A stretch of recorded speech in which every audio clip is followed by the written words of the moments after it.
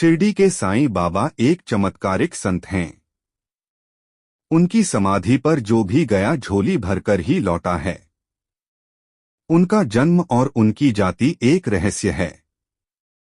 श्री साईं सच्चरित्र में इस संबंध में कोई उल्लेख नहीं मिलता है, परंतु श्री विश्वास बाला साहेब खेर की book a unique saint Sai Baba of Shirdi और शशिकांत शांताराम गडकरी की बुक सद्गुरु साईं दर्शन एक बैरागी की स्मरण गाथा में इस संबंध में उल्लेख मिलता है।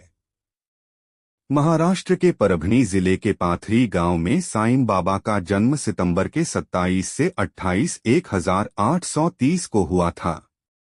कुछ जगह पर 1938 में जन्म होने की बात कही गई है। साईं के जन्मस्थान पाथरी पर एक मंदिर बना है। मंदिर के अंदर साईं की आकर्षक मूर्ति रखी हुई है। यह बाबा का निवास स्थान है, जहां पुरानी वस्तुएं जैसे बर्तन, घट्टी और देवी देवताओं की मूर्तियां रखी हुई हैं। पुराने मकान के अवशेषों को भी अच्छे से संभाल कर रखा गया है। इस मकान को साईं बाबा के वंशज रघुनाथ भुसारी से 3000 रुपये में 90 रुपये के स्टैंप पर श्री साईं स्मारक ट्रस्ट से खरीद लिया था।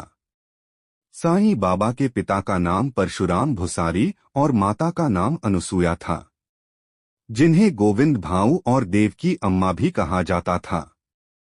कुछ लोग पिता को गंगा भाऊ भी कहते थे। दोनों के 5 पुत्र थे, जिनके नाम इस प्रकार हैं: रघुपति, दादा, हरिभऊ, अंबादास और बलवंत। साईं बाबा परशुराम की तीसरी संतान थे, जिनका नाम हरिभऊ था। वैंकुशा की आज्ञा से साईं बाबा घूमते फिरते शिरडी पहुंचे। तब शिरडी गांव में कुल 450 परिवारों के घर रहे होंगे। वहां बाबा ने सबसे पहले खंडोबा मंदिर के दर्शन किए। फिर वे वैकुंठा के बताए उस नीम के पेड़ के पास पहुंच गए। नीम के पेड़ के नीचे उसके आसपास एक चबूतरा बना था। भिक्षा मांगने के बाद बाबा वहीं बैठे रहते थे। कुछ लोगों ने उत्सुकतावश पूछा कि आप यहाँ नीम के वृक्ष के नीचे ही क्यों रहते हैं। इस पर बाबा ने कहा कि यहाँ मेरे गुरु ने ध्यान किया था, इसलिए मैं यहीं विश्राम करता हूँ। कुछ लोगों ने उनकी इस बात का उपहास उड़ाया। तब बाबा ने कहा कि यदि उन्हें शक है तो वे इस स्थान पर खुदाई करें। ग्रामीणों ने उस स्थान पर खुदाई की, जहां उन्हें एक शिला के नीचे 4 दीप जलते हुए मिले। कहते हैं कि दशहरे के कुछ दिन पहले ही साईं बाबा ने अपने एक भक्त रामचंद्र पाटिल को विजयादशमी पर तात्या की मृत्यु की बात कही। तात्या बैजाबाई के पुत्र थे और बैजाबाई साईं बाबा की परम भक्त थीं। तात्या साईं बाबा को मामा कहकर संबोधित करते थे। इसी तरह साईं बाबा ने तात्या को जीवनदान देने का निर्णय लिया। कहते हैं कि दशहरे के कुछ दिन पहले ही साईं बाबा ने अपने एक भक्त रामचंद्र पाटिल को विजयादशमी पर तात्या की मृत्यु की बात कही। तात्या बैजाबाई के पुत्र थे और बैजाबाई साईं बाबा की परम भक्त थीं।